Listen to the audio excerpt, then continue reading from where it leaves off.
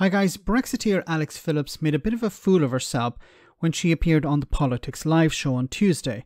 Once again, why the heck does the BBC invite on this ex-member of the Brexit Party?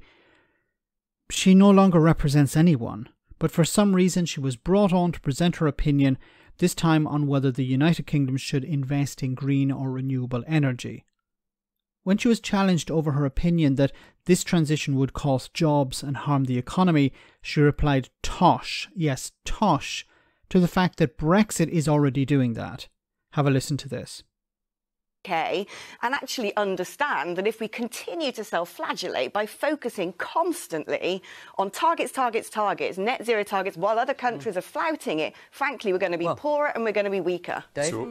So it's not an act in self-flagellation. It's addressing the climate emergency, and the need to have a green revolution in our energy generation is not what's made us poorer. Leaving the European Union and the single market is what's made us poorer. Slamming the door on free movement of people is what's made us poorer and what's made our services go into a critical state of under-supply of labour.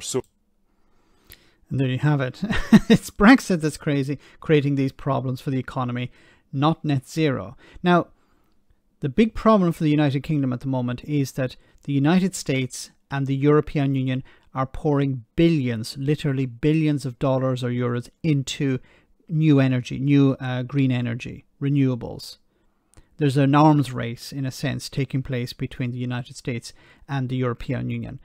Joe Biden has said that he's going to invest heavily in this, and we're seeing record numbers when it comes to that. He's really putting his money where his mouth is. And the UK can either sit on the sidelines or it can join in. Now, Alex here was a member of the Brexit Party. Now I think she's a member of the Reform Party. She's not elected. Okay, there hasn't been an election in order for the Reform Party to have an MP. But they're standing on a platform of, no, we don't support renewable energy. There are allegations that the Reform Party is connected in some way to the fossil fuel industry. So, of course, they don't support renewable energies here, and they want the UK to go backwards, not forwards. Those are allegations, okay?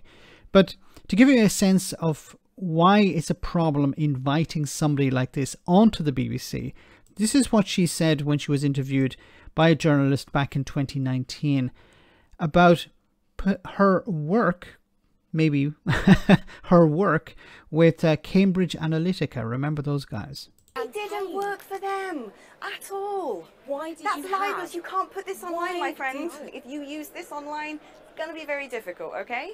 So now I'm able to talk, but whilst I'm under contract with Cambridge Analytica, you know, if they had found that I'd spoken to a journalist about them, then you know what I mean? Non-disclosure agreements, all the rest of it. Please don't pursue that, because there's going to be a lot of things that might be happening. Okay, so here you have somebody who said, I did not work for Cambridge Analytica, and then was secretly recorded saying, I'm under contract with Cambridge Analytica, and if I were to say anything about that, I would have problems with non-disclosure agreements. And then she's invited on to the BBC to give her opinion about net zero. This is a failure. This is the opposite of journalism.